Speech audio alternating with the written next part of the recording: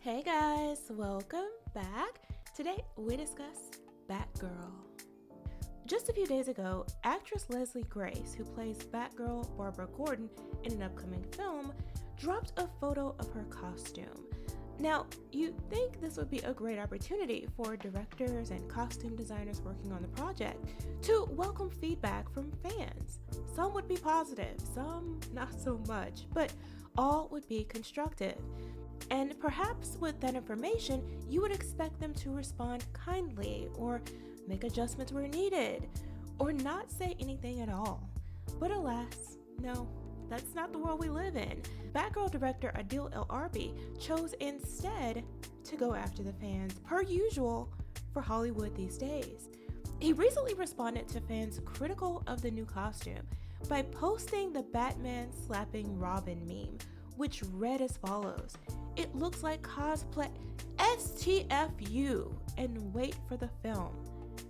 Of course, Twitter mobs who likewise hate the fans were quick to jump on board, and together with the rest of the mind-numbingly dumb takes on the Bird app, began accusing everyone else who disliked the costume of being sexist and or misogynist by implying that the only critics are men and their only critique is that her chest is flat. Not only is this take insulting to fans who've enjoyed the Batgirl character and comics for years and who just don't like the costume, it's doubly insulting to women critical of the costume and costumes like it. Women like myself, who these people never seem to want to acknowledge. But let's get to why I don't like the costume. Let's get to the problem I have with it. First, this is something I've talked about before because it annoys me to no end, but there is this thing going on, this trend to defeminize female characters by making them appear either androgynous or decidedly non-gendered, to cut their hair or, as in this case, their costume so it looks like what they're wearing and their overall style is better suited for a man and or a boy. Those claiming it's a practical costume or that it's more comic accurate are merely gaslighting. They know full well that most women in comics have female figures, as most women in real life tend to.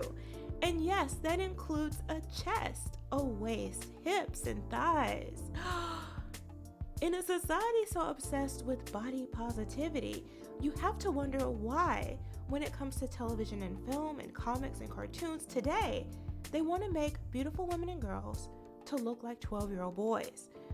As I said in my tweet, the cut of this costume is far more masculine and ill-fitting than either the comic or past live-action iterations, obviously intending to avoid the so-called male gaze at all costs, including the cost of style, fashion, and femininity. It's perfectly possible to design a costume that is comic accurate and at the same time looks like it's made for a woman. Cosplayers do it all the time, and no, it doesn't have to be practical. It's fantasy, not real life. The male costumes aren't any more practical or realistic.